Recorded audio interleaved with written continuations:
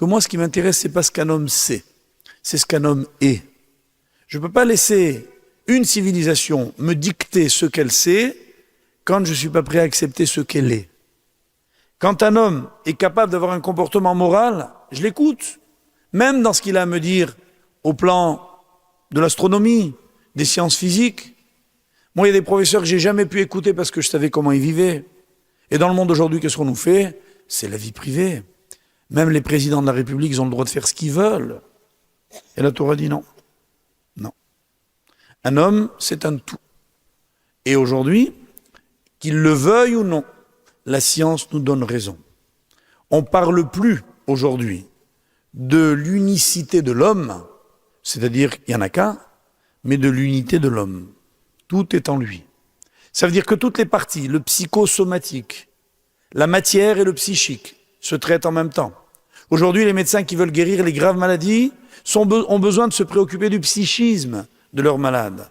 Quelqu'un qui n'a pas le moral ne guérit pas. Aujourd'hui, c'est une évidence. Nous, on le sait depuis 2000 ans. On a toujours dit, vous n'allez pas distinguer ça et ça.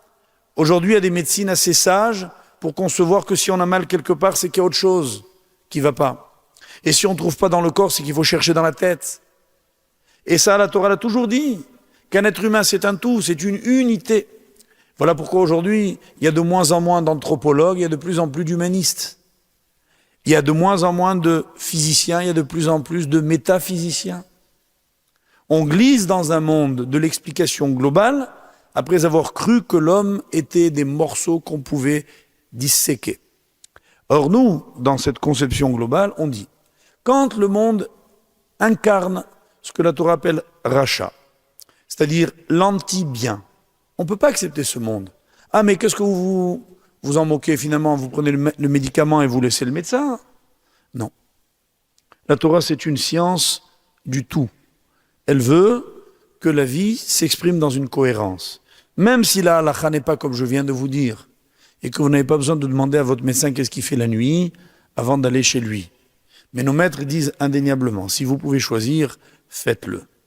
Et moi, je connais des malades qui ont eu la chance de tomber chez des médecins particulièrement moraux. Et tout est différent. C'est une chance.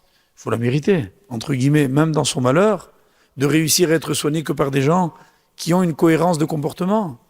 Il y a une autre dimension, il y a un autre dialogue, il y a un autre échange, et il y a une autre réussite. Et ça aussi, c'est une leçon.